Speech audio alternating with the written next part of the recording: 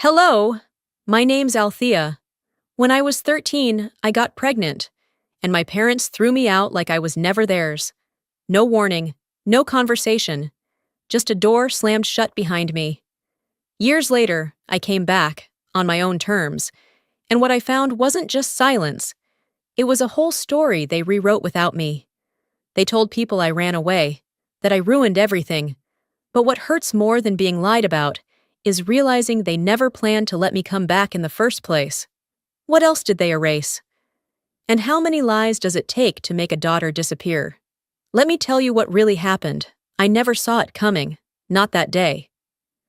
The sun had already dipped below the line of cypress trees behind our house, and dinner was simmering on the stove. Mama's Sunday roast filled the kitchen, and Clarice, with her church curls still stiff from the morning service, was setting the table like she was preparing an altar. Me? I was just trying to disappear. I kept to myself that day. I always did. I sat in the corner of our back porch sketching faces from memory. Eyes, noses, mouths that I'd never say out loud because I never had the space to. At 13, I had already learned that being quiet kept things calm. Except quiet didn't save me that evening. "Mama," Clarice said, smoothing out her napkin like it was a stage prop, "I found something in Althea's closet." I froze. My fork stopped midair. I could feel every cell in my body squeeze at once. Clarice didn't look at me. Her eyes were on Mama like she was the judge and Clarice had just brought in evidence. "It was in a shoebox, behind her art supplies," she continued, slowly, with practiced sweetness. "A pregnancy test. Positive." You'd think a bomb went off in that kitchen. The room didn't explode, but the silence afterward felt louder than anything I'd ever heard. Mama's fingers tightened around her glass of iced tea. Daddy didn't say a word. Clarice finally turned to me, and for a second, I saw it. The satisfaction. That quiet little smirk she always wore when she won. I should have known. She never wanted truth. She wanted control. Mama stood up. "Althea!" she said, not yelling. "Not yet. Get in the living room, now!" I followed her, legs stiff. My heart was pounding so loud I thought she could hear it thumping through my ribcage. She stood in the doorway, hands on hips, Clarice behind her like backup. "Is it true?" Mama snapped. "You've brought this shame into my house?" I opened my mouth to speak, to explain. I wasn't even sure how. I didn't plan this, and God knows I hadn't understood what was happening until it was too late. But I didn't get a chance. "You don't talk," Mama said, voice rising. "You listen. You're 13. You can't even drive a car, and you're out here, ruining us." Daddy remained seated on the couch, hands clasped like he was praying silently. He didn't even lift his head. "You are going to fix this," Mama continued. "Because I won't have the neighbors whispering about my daughter walking around with a belly full of sin. You've humiliated this family." Clarice stood beside her, like she had never done a wrong thing in her life. I tried again. "It was just one time. I didn't know." "You didn't know?" Mama snapped. "You didn't know how to keep your legs closed?" Her voice cracked like a belt in the air. "I didn't raise you to be this," she spat. "Whatever this is." I stood there trembling, trying not to cry, because crying only made things worse. In this house, weakness wasn't allowed unless it was Mother's. She turned to Daddy. "Say something." He finally looked up. His voice was low, flat. "You need to leave." I don't know what hurt more, Mama's rage or Daddy's indifference. One was a storm, the other a vacuum. "Tonight," Mama added, "before someone sees." They didn't offer options. They didn't ask if I had somewhere to go. They didn't ask if I was scared. They just wanted me gone. Out of sight, out of church gossip. By the time night settled in and the cricket started humming, Mama shoved a small backpack into my arms. 2 shirts, a toothbrush, no money. Clarice handed me a dollar store poncho like she was doing me a favor. Mama didn't hug me. She opened the door. "You will not destroy what I built with this family," Get out before the neighbors hear. She didn't even wait to see me leave. The door shut behind me with a click that felt louder than any scream. I stood there barefoot on the porch, rain soaking through my clothes. The world looked different when you're on the outside of a door you used to belong behind. I remember looking down at my feet and wondering if I still existed. I walked down the gravel road alone. No flashlight, no phone. In my pocket were 3 crumpled dollars, and the fading echo of my mother's voice repeating like static in my head. Don't come back. The rain didn't let up. It followed me like a shadow all the way to the edge of town. My shoes, if you could call them that, had soaked through before I made it to the main road. I didn't have a destination, just a silent prayer that my feet would take me somewhere that didn't make me feel like I was already a ghost. By the time I reached the gas station with the flickering light above the payphone, I was shivering so hard I could barely press the buttons. I still remembered Ruben's number. He was the one person who hadn't made me feel like I was broken, at least not until he disappeared. The call didn't go through. I tried again and again, until the automated voice said the line was no longer in service. I hung up slowly, fingers still wrapped around the greasy metal of the phone like it might suddenly start ringing back. But nothing did. Nothing ever does in real life, not like in the movies. It took me almost 2 full days to walk the stretch to his uncle's house. I stopped behind diners, begged for crackers, drew faces on napkins in exchange for a cup of coffee that made me feel human for 15 minutes.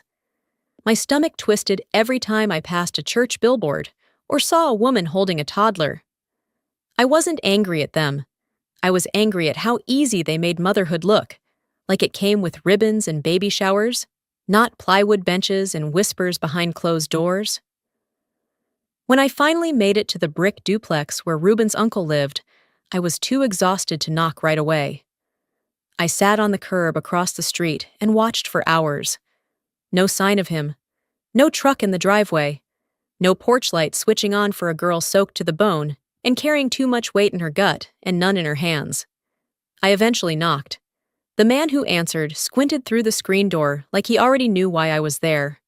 "He's not here," he said flatly, "and even if he was, I don't think he's who you need right now." That line didn't come from a place of wisdom. It came from judgment. He didn't know me, but he sure as hell thought he did. He shut the door before I could even ask for water. I slept behind an old gym that night. Curled up on the aluminum bleachers with my backpack as a pillow, I stared at the sky and tried to remember how it used to feel to be wanted. I must have drifted off sometime before dawn, because the next thing I remember was the sound of church bells in the distance. I followed them. It wasn't faith pulling me. It was the need for something familiar. The chapel door was locked, so I settled near the back steps where a tiny alcove kept me half dry. The stone was cold against my spine, and I pulled the poncho tighter over my knees as the voices inside carried through the stained glass. "Marion said the boy wasn't thinking straight," one woman said. "Lucky she stepped in before it got worse," the other replied. "Would have ruined him." My mouth went dry. "Marion, my mother." My voice caught in my throat like cotton. She had warned him off. Ruben hadn't left me. She had made sure he did. That meant the silences, the vanishing, the rejection. None of it had been his alone. She orchestrated the disappearance like a conductor waving her baton in a symphony of shame. I didn't move. I didn't cry. I just sat there with my back to the brick wall and realized the truth was worse than abandonment. It was erasure. After that, I stopped looking for anyone. I stopped asking for help, for answers, for forgiveness. Instead, I started drawing. At the Sunday market, I offered quick portraits for whatever people could spare: fruit, a sandwich, half a bottle of water. I drew kids, couples, tourists, who smiled and said I had the touch, never knowing the only thing my fingers wanted was to feel like they still mattered. My belly grew. My silence grew with it. No one asked questions. That's the thing about being visibly pregnant and visibly young in a town like ours. They see what they want.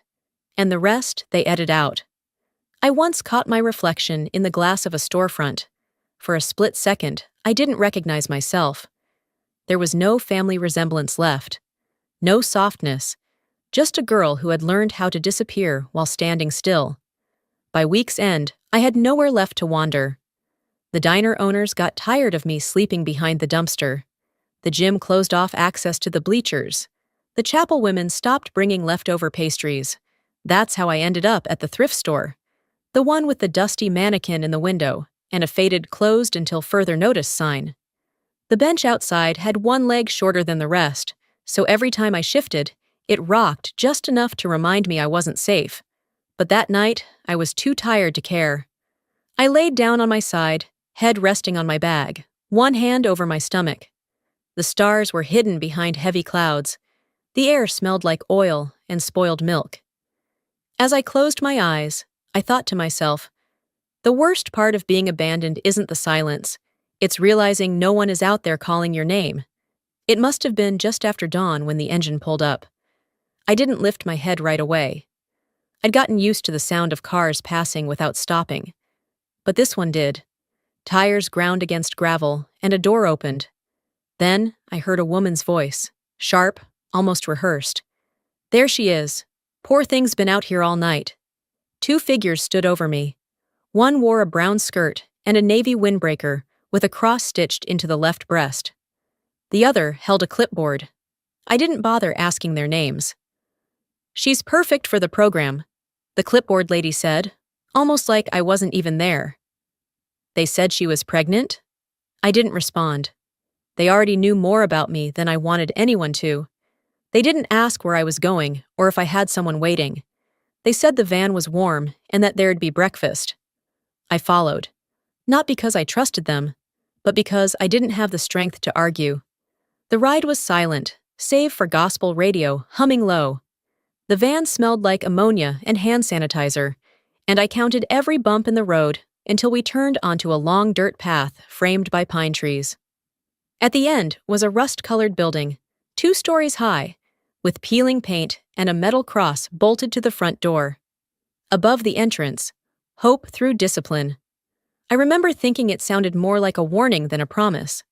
The woman with the clipboard told me to leave my bag, said I wouldn't need anything from that life anymore.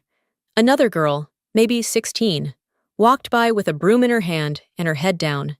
She didn't glance at me. Inside, the walls were beige and sterile. No clocks, no windows that opened. They took my name, but not my voice. I became a bed number and a meal schedule. The cot they gave me squeaked every time I moved, and the mattress felt like packing foam. We were woken at 5 every morning. Cold water showers. No talking during meals. We recited scriptures before breakfast, and again before lights out. One girl whispered to me on the second night, asking how far along I was. By the next morning, she was gone. No explanation. I didn't ask questions after that. The staff called us by our last names, and only when necessary. Our bodies were treated like evidence of failure. My pregnancy wasn't considered sacred. It was a punishment. One woman in charge, Miss Janine, said it outright. Your body is a consequence, not a miracle. She smiled while saying it, like she'd just offered a blessing. They kept us busy, scrubbing floors, folding donated clothes, copying Bible verses by hand. We weren't allowed outside alone. If someone cried, they were given an extra shift. If someone refused to pray, they lost their meal. I kept my head down. Until one afternoon, while cleaning shelves in the dusty library, I found a Bible older than any of the others. The leather was cracked, and pages curled at the corners. Inside the front cover, in delicate blue ink, was the name Carmela Vianet. My fingers froze over the page. I knew that name. My grandmother had whispered it once when she thought I was asleep. She saved me, she'd said, when no one else would. I turned the page and found tiny handwritten notes in the margins, verses rewritten in plain language. Soft, understanding, the kind of God that didn't punish girls for being human. I stole a pencil stub from the office and returned that night when no one was watching. I sat on the floor between 2 dusty theology books, and began writing. In the margins, between the lines, underneath the words that had been used to shame me. I told my story, not with anger, but with precision. The night they kicked me out. The silence from Reuben. The faces of the women in church, whispering behind closed doors. I wrote until my fingers ached and the pencil wore down to splinters. Then I put the Bible back where I found it. Not on the shelf, but near the front desk, tucked behind the stack of daily devotionals. If anyone ever read it, they'd see me. Maybe they'd see themselves. Days passed, then a week, then 2. I kept waking up, sweeping floors, copying verses, and keeping my thoughts to myself. And then, on a Tuesday morning that smelled like wet dirt and disinfectant, I was called to the main office. I walked in slowly. The chair across from the administrator's desk was already taken. A woman sat there in a gray coat, holding the Bible. Her hands looked older than her face. Worn, but not weak. She looked up and said one sentence I'll never forget. "Your grandmother once saved me. Now I'll return the favor." I followed her out of the office in silence. She didn't ask me any questions, didn't tell me where we were going. The halls felt colder that morning, or maybe it was just me realizing I was walking away from the place that tried to erase me. She handed me a small duffel bag, different from the one I came with, and said, "Let's get you out before they change their minds." An hour later, I was sitting in the passenger seat of her old sedan, watching the rehab center shrink in the rearview mirror. Her name was Dorothy, but she told me to call her Dot. Said Sister Carmela once gave her a bed when nobody else would. "Some debts don't get paid with money," she said. "You pay them forward." 10 years have passed since then, and if you asked anyone in this town who I am now, you'd get answers that don't even share a border with the truth. It was a Tuesday when it happened. Regular, unassuming. I was wiping down the cafe counter when a teenager strolled in with earbuds and confidence. She looked around, ordered an iced coffee, then did a double take as I rang her up. "You used to live on Everwood Street, right? With the Fayebrooks?" she asked casually. My hands paused over the register. I used to go to St. Andrew's. My mom said you ran off and got pregnant. Your dad's a deacon now." It didn't sting, not in the way it would have years ago, but it cut clean, like a paper slice you don't feel until the blood comes. I smiled, more out of habit than warmth, and handed her the change. When she left, I locked the register, walked to the back room, and just sat. So this is how it's being told. Not that I was pushed out, not that my mother slammed the door on me in the pouring rain, not that they erased me from family photos and Sunday prayers, but that I chose to vanish. Later that week, I found an old bulletin from St. Andrew's while sorting donations. There was a photo of my parents, Marion and Eldon, smiling under the banner. 25 years of faith, family, and fellowship. Clarice stood beside them, beaming like she hadn't buried anyone. A short paragraph below called them pillars of moral guidance. I laughed. Then I stopped because it wasn't funny. I started collecting. Not junk, proof. I took snapshots of church pamphlets, community bulletins, and posts from Clarice's marriage ministry page. There was one sermon transcript where my mother recounted the tale of a prodigal daughter who abandoned faith but taught us the power of discipline. No names, of course. But anyone who had lived here longer than a decade would know exactly who she meant. She'd rewritten the ending. She'd even rewritten the beginning. One afternoon, I sat with it all spread out on the cafe table. Pages of words, photos, phrases they'd used to reinvent what happened. I thought about burning them. Instead, I folded them all neatly into a folder labeled for Leora, because someday she'd ask. The irony came the next week when I got a call from a local nonprofit. They were honoring community advocates who had turned pain into purpose. Someone had nominated me, probably one of the moms I'd helped through the cafe. They asked for a brief bio, and I sent one over. 2 days later, they called again.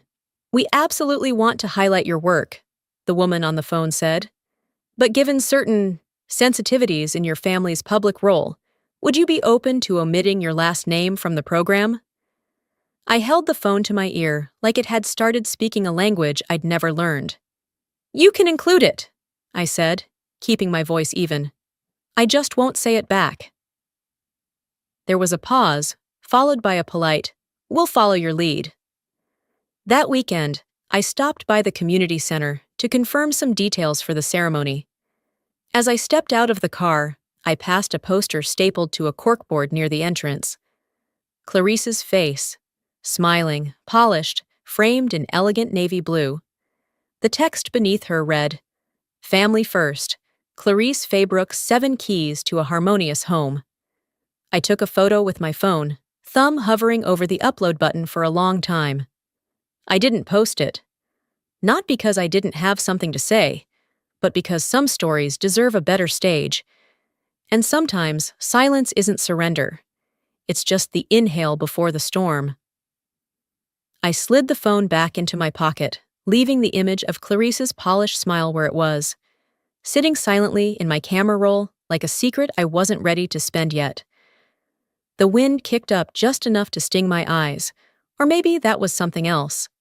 I took a deep breath, turned from the board, and walked across the parking lot toward my car. By the time I pulled into the alley behind the cafe, it was past closing. I could see the soft glow from the security light above the back door, casting long shadows across the loading ramp. I parked, grabbed a box of donation bread from the passenger seat, and unlocked the door to my place. My real place. The second cradle started with 1 donated oven, 3 mismatched tables, and a girl who barely believed she deserved warmth. Sister Carmela's bequest hadn't been large, but it had been enough to cover the lease on the old bakery space. Everything else? Sweat, barter, and the quiet trust of broken women who found their way to me the same way I once found my way to a bench outside a locked thrift store. I didn't design the cafe to feel perfect. I made it feel safe. Soft lights, secondhand books on the windowsills, a free drink board on the wall where strangers covered each other's tabs. It became a place where young women, mostly mothers, mostly ignored, could land without explanation. That night, I sat at the back table to tally invoices when I heard a soft voice call out from the front counter. "Mom?" Leora stood in her school sweatshirt, holding a piece of paper with both hands. She looked nervous, like whatever she had written might change something between us. "They gave us an assignment," she said. "We had to write a letter to someone we love but never met." I smiled and patted the seat beside me. She sat down and unfolded the paper. Her voice was steady but low, like she wasn't sure she wanted the words to stay in the air once they came out. "Dear Grandma," she read, "I don't know what your hug feels like, but I think you used to hug my mom. She doesn't say much about you, but when she's sad, she gets real quiet. And I wonder if that's your voice inside her head." I didn't interrupt. I couldn't. "I hope you're okay, even if we don't talk. I hope you think about my mom sometimes. She's really strong, and I love her. That's all." She folded the letter again and handed it to me. I didn't cry. Instead, I kissed her forehead and told her I'd keep it somewhere special. After she left for the night, I slipped the note into the old cookie tin under the register, next to my GED certificate, the photo of Sister Carmela, and the first ever receipt from the cafe's opening day. That tin wasn't about keepsakes, it was proof of roots, of choice, of survival. The next morning, I came in early to restock before the Saturday rush. I hadn't even finished unpacking the syrup crates when I noticed something new pinned to the bulletin board in the staff corner. A quilt, handmade, simple, stitched in warm tones. It wasn't store-bought. Each square had a name embroidered into it. Not the names of children. The names were of the women who had passed through these doors and found something more than caffeine. Jaslyn, Renee, Kiara, Molly. At the bottom corner, one square read, "Althea gave us back our names." I didn't say anything. I just stood there for a long time, my fingers resting lightly over the thread. It was the first time I'd felt seen, not because of what I had survived, but because of what I'd built. That night, after the last espresso machine hissed its final sigh and the floor had been swept, I was wiping down the front counter when I heard a knock at the door. It was raining again. Not the kind of rain that roars. It was the quiet kind that slips down windows like it's trying to sneak past your attention. Outside stood a girl, 16, maybe 17. Hood pulled tight, shoes soaked, arms wrapped around herself like her own body was a burden. I opened the door. She didn't ask if we were still open. She didn't offer a name. She just looked at me with eyes I recognized. "They said you'd understand," she whispered. And I did. She didn't need to tell me her story. I saw it in her posture, in the way she flinched at warmth and braced for rejection. I gave her a towel, a seat, and silence, because sometimes that's all anyone needs to take a breath. The next morning, after making sure the girl had a warm meal and clean clothes from the donation closet, I walked 2 blocks to the church hall where Marion and Eldon's anniversary celebration was scheduled.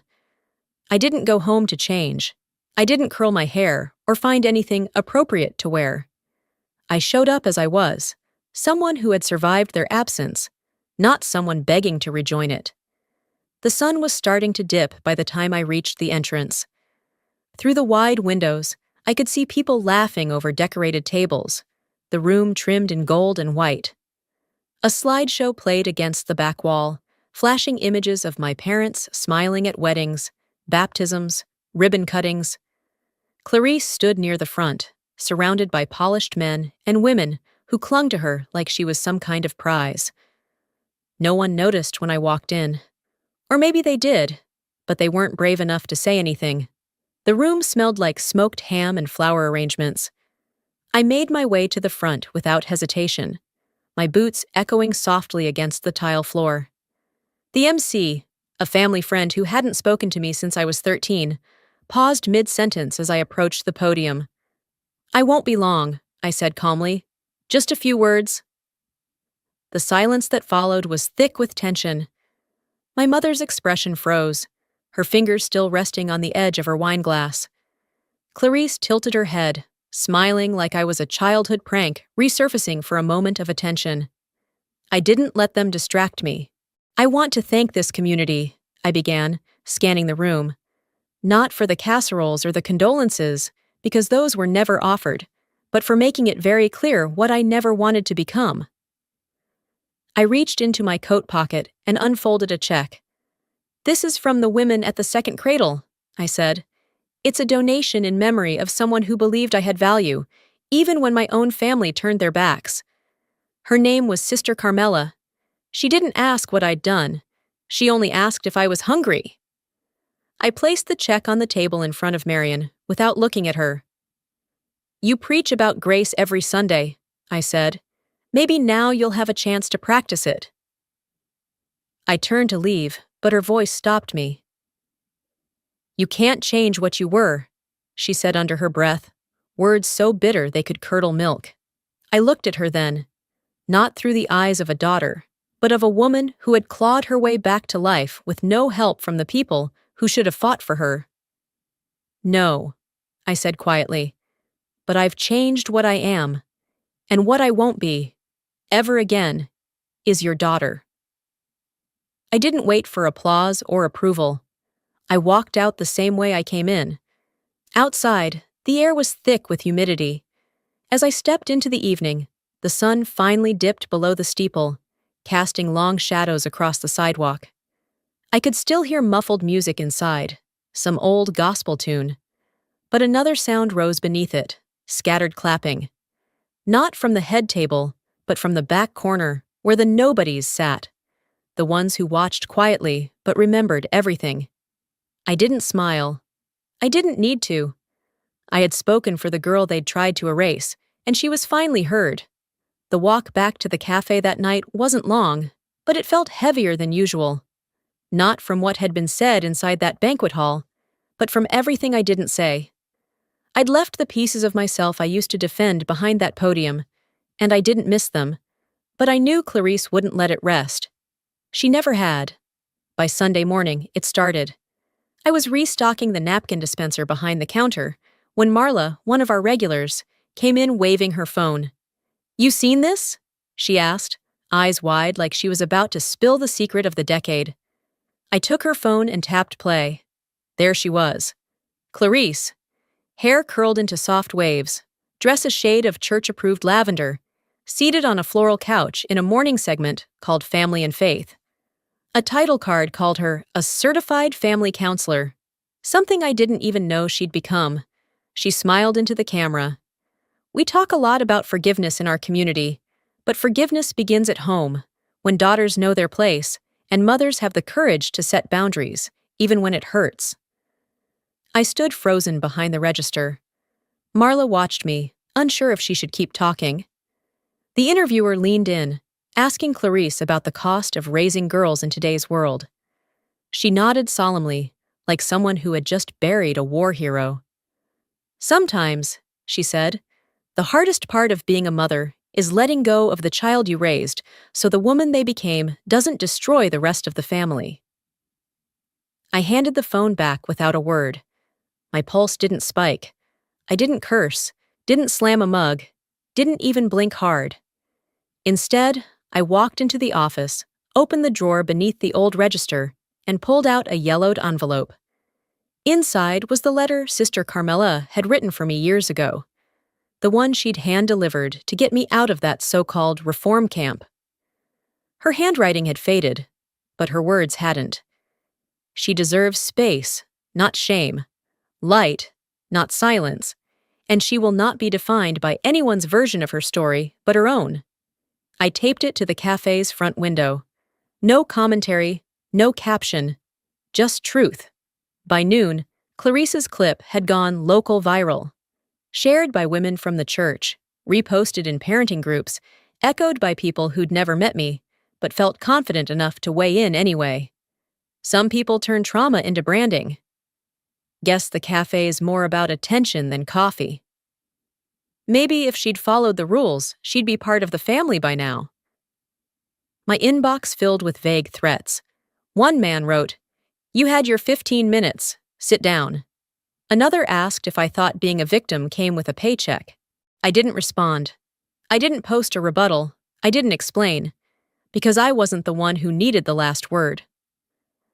That afternoon, Brielle came in early for her shift. She was 17, soft-spoken, with a daughter who refused to nap unless the coffee grinder was running. She didn't say much at first, just cleaned the tables and restocked the tea bags. Then, she looked at me and said, "They don't scare me." I blinked.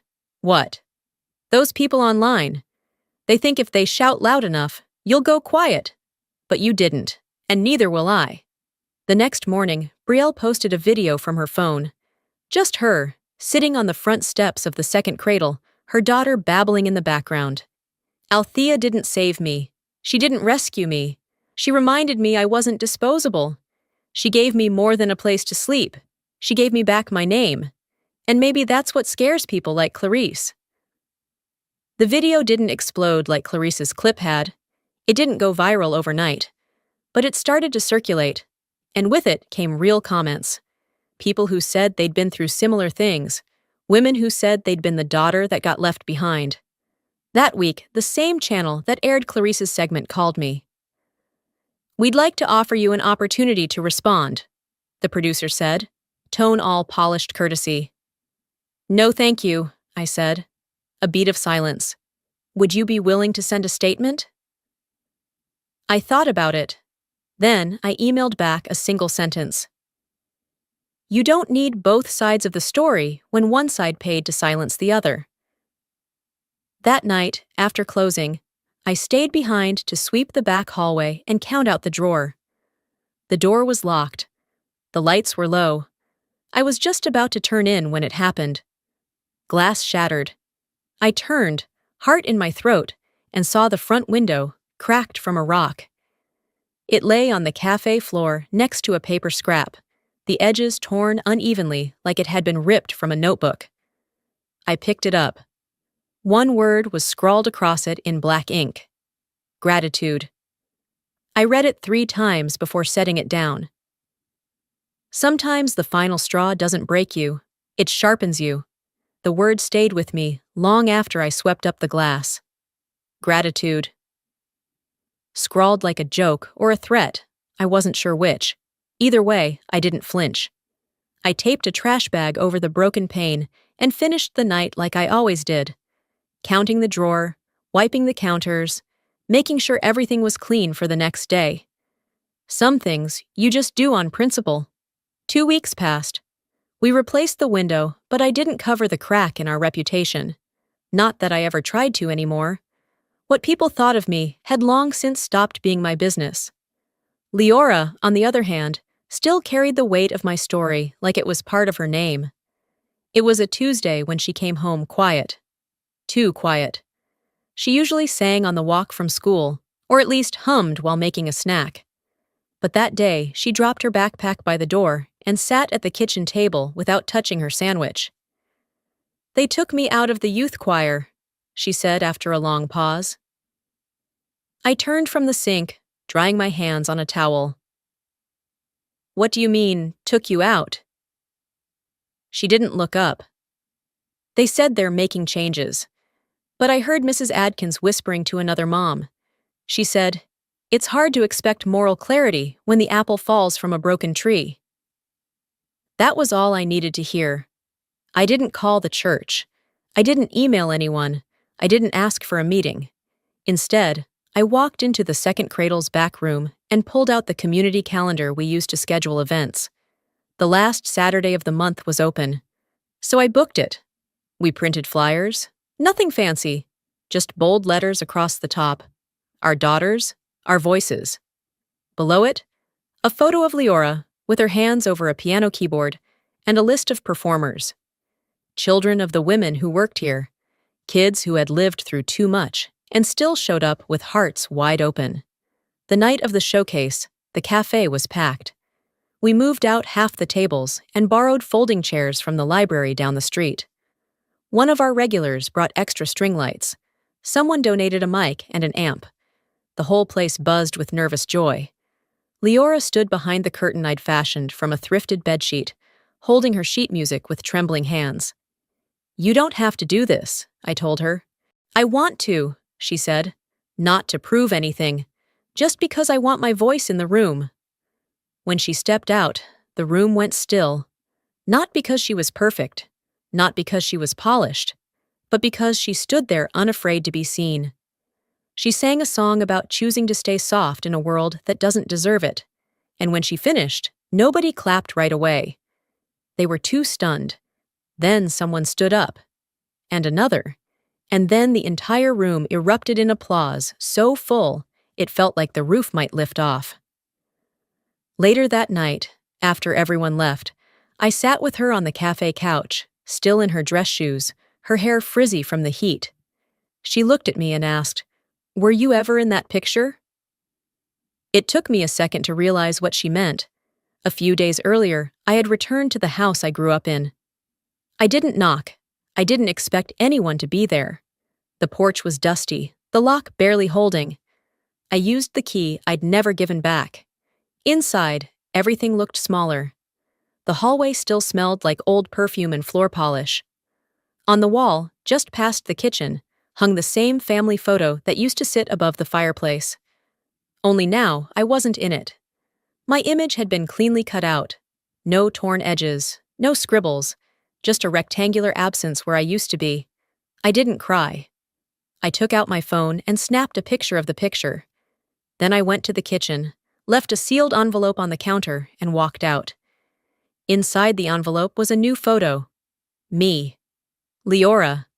The women of the cafe. The ones who knew how to hold space and tell the truth. "This is the family I built," the note inside read. "The one that didn't need scissors." Back on the couch, I looked at my daughter. "No," I told her, "but I finally got to take the one that mattered." She leaned her head on my shoulder, and we sat like that for a while. No music, no noise, just two people who had survived the same storm from different lifeboats. And for the first time, I didn't feel invisible, even walking away. It was early October, the kind of fall morning where the air has just enough bite to remind you the seasons are shifting. The sidewalks in front of the cafe were damp with yesterday's rain, and leaves stuck to the brick like half-forgotten promises. I was refilling the napkin holders when one of the girls handed me a padded envelope. "No return address," she said, placing it on the counter. The handwriting on the front was familiar, too careful to be natural. My stomach tightened, not with fear, but with recognition. I waited until the cafe quieted before opening it in the back office. Inside was a letter from Reuben, typed mostly, but at the bottom, he'd scribbled a few sentences by hand, like he needed me to hear his real voice after all this time. There were printouts, too. Screenshots of text messages. My mother's messages. "Cut ties, immediately. You think this girl is going to give you a future? She'll drag you into the dirt and take your name with her. Don't throw away your life over someone who doesn't understand shame." There were more, some of them uglier, others quiet in their cruelty. But they all told the same story. He hadn't just left me. He'd been told to vanish. I read the first page of his letter. Halfway through the second, I stopped. There was no anger, no shaking hands, just stillness. I folded the letter, walked to the back alley where we kept the compost bins, and burned it inside a metal coffee can. It wasn't revenge. It wasn't closure. It was clarity. I didn't need him to explain why he'd gone silent. I didn't need to understand every detail. I didn't need another chapter in a story I had already rewritten without him. That afternoon, just as we were closing up for the day, a man in a navy windbreaker stepped inside. He looked to be in his 60s. The lines on his face weren't harsh, just heavy, like someone who carried too many secrets for too long.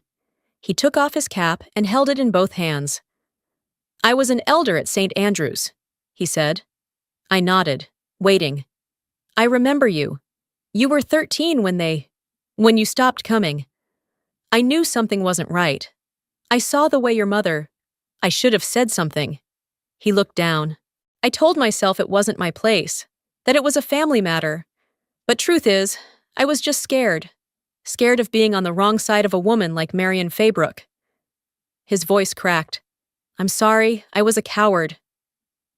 I didn't offer him comfort. That wasn't mine to give. But I did offer him something else. "Then this is your place now," I said. "Say something to the next girl." He nodded slowly, wiped his eyes, walked out into the fading light. 2 days later, I packed the car with snacks and an overnight bag. Leora thought we were just going for a weekend drive. We took Highway 49 south, following back roads and red dirt trails all the way to a small plot of land near Savannah, Georgia. Sister Carmela's grave sat beneath a willow tree, the headstone simple, the grass well kept. I laid down a bundle of wildflowers. Leora read from a note she'd written on loose-leaf paper. "Thank you for helping my mom," she said. "I wouldn't be here if you hadn't." I read aloud, too, one of Carmela's old letters she'd left me when I first got out of the camp. "Some roots aren't meant to go back. They're meant to grow forward." On the drive home, Leora turned to me as we passed a rust-colored barn. "Are you still angry at Grandma?" I kept my eyes on the road. "No. Not angry. Not close either. Just done." Back at the cafe, the evening lull had set in. The lights were dim, and the tables were half-wiped. I was sweeping near the register when I heard the bell above the door. A girl stood there. 17, maybe. Shoulders tense, eyes scanning the room like she wasn't sure if it was okay to exist here. She didn't speak. I pointed to the table by the window. "You don't have to explain," I said gently. "Just sit. We've got coffee and stories." She nodded, sat down, pulled her sleeves over her hands. I looked around the cafe, the photos lining the wall, the bulletin board with job postings, the faces of the women who had once arrived just like her. One picture near the register had grown larger over the years. It used to just be me and Leora. Now it held Carmela and a dozen others who had stayed, fought, healed. They didn't need to welcome me back. I built something better than welcome. I built a place no one has to leave. You know, for a long time, I thought healing had to come with an apology, that someone would knock on my door one day, say I was wrong, and hand me the closure I thought I needed. But life doesn't owe us clean endings. Sometimes closure looks like walking away with your head held high, even if no one claps. If you've ever been pushed aside, silenced, or made to feel like your story didn't matter, let me tell you something. You don't have to wait for permission to rebuild. You can create a life so honest, so rooted in who you've become, that the past can no longer edit your name out of the picture. I used to think forgiveness meant reconnecting. Now I know. Sometimes it just means not carrying their weight anymore. But that's just my story. What about yours? Have you ever had to choose between your peace and your past? Have you ever rebuilt yourself from a place they told you was rubble? I'd love to hear about it. If this story touched your heart, or reminded you of someone who deserves to be seen, drop a 1 in the comments. Let me know where you're watching from. And if this story didn't sit right with you, that's okay too. Tell me why. Let's talk about it. If you're new here, don't forget to subscribe to the channel so you never miss the next story. We've got more journeys, more truths, and more voices that deserve to be heard. You belong here, always. Thanks for spending time with me.